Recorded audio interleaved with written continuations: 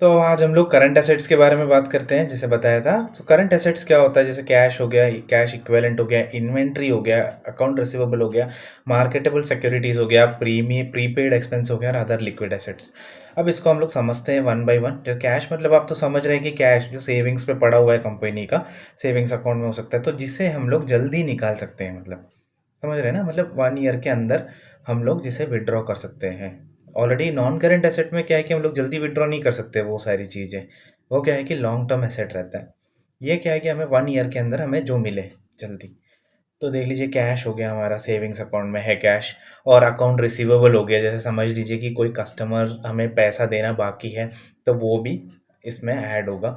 और हमारा इन्वेंट्री हो गया, जैसे हमारा प्रोडक्ट सोल्ड नहीं किया है हम लोगों ने उसे यहाँ पे रखा हुआ है, तो उसे भी हम लोग करंट एसेट्स पे लेके आएंगे।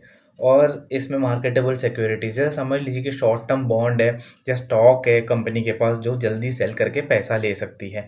और mutual fund, short term mutual fund, जहाँ पे हम लोगों ने 1 ईयर या 6 मंथ्स के लिए डाला हुआ है, सॉरी 1 ईयर के लिए डाला हुआ है, सो हम लोग जिसे विड्रॉ कर सकते हैं जल्दी।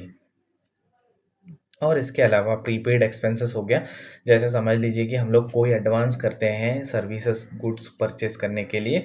और लाइक जैसे कि एक एग्जांपल मैं सिंपल सा बताता हूँ आपको, जैसे इंश्योरेंस हो गया या रेंट हो गया हम लोगों ने, ठीक है। तो ये क्या है कि हमें वापस मिल जाता है, राइट। और हम लोग इसमें क्या है कि बैलेंस शीट में मैं आपको दिखा देता हूँ ये कैसे देख सकते हैं, वो भी मैं समझाता हूँ आपको। तो हम लोग फिर से बैलेंस शीट में आ गए हैं। हम लोगों ने already current non current assets कल डिस्कस किया था, अब हम लोग करंट एसेट्स डिस्कस करेंगे। देख लीजिए, करंट एसेट्स मतलब क्या होता है कि जो चीज़ हम लोग क्या है कि विद इन 1 ईयर हम लोग को क्या है कि सेल कर सके, हम लोग को पैसा मिल सके हमें, उसे क्या है कि हम लोग करंट एसेट्स में इंक्लूड करते हैं। जैसे कि होगी इन्वेंट्रीज हो गया, अभी 1 ईयर का इन्वेंट्री हो गया जो कि सेल करना बाकी है, तो ये 1 ईयर के अंदर ही चले जाएगा। और फाइनेंशियल एसेट हो गया, जैसे समझ लीजिए इन्वेस्टमेंट हो गया, कंपनी ने कुछ इन्वेस्टमेंट किया शॉर्ट टर्म के लिए।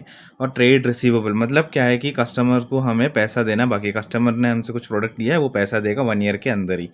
और कैश हो गया हमारा पैसा, जो कि बैंक में हो सकता है, कैश कैश हो गया। और हम लोग का क्या है कि बैंक बैलेंस। और फिर लोन हो गया, लोन मतलब शॉर्ट टर्म में लिया गया, जैसे 1 ईयर में किसी ने हमसे लोन लिया होगा, हम लोग को 1 ईयर के अंदर ही वो मिलेगा हमें, वो भी हमारा एक एसेट है, तो वो हमें यहाँ पे दर्ज करना पड़ेगा करंट एसेट्स के अंदर। और हो गया कॉन्ट्रैक्ट एसेट। कॉन्ट्रैक्ट एसेट मतलब वो वाला एसेट, जैसे समझ लीजिए कि कुछ कंसल्टेंसी है, कंसल्टेंसी को हम लोगों ने कुछ प्रोडक्ट सेल किया है, बट वो क्या है कि कॉन्ट्रैक्ट पे सेल किया है, मतलब 2 मंथ्स के अंदर वो लोग हमें क्या है कि पैसा चुकता करेंगे वो लोग।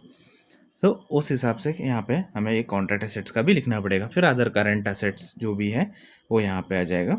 और हम लोग को क्या मिल जाएगा? टोटल करंट एसेट्स हमें यहाँ पे मिल जाएगा। अब दोनों में फ़र्क इतना ही है, नॉन करंट एसेट मतलब ये होता है कि लॉन्ग टर्म के लिए रहता है, हम लोग को लॉन्ग टर्म के लिए यूज़फुल रहता है सारी चीज़ें। बट क्या है कि लॉन्ग टर्म के लिए हमें पैसा मिलेगा।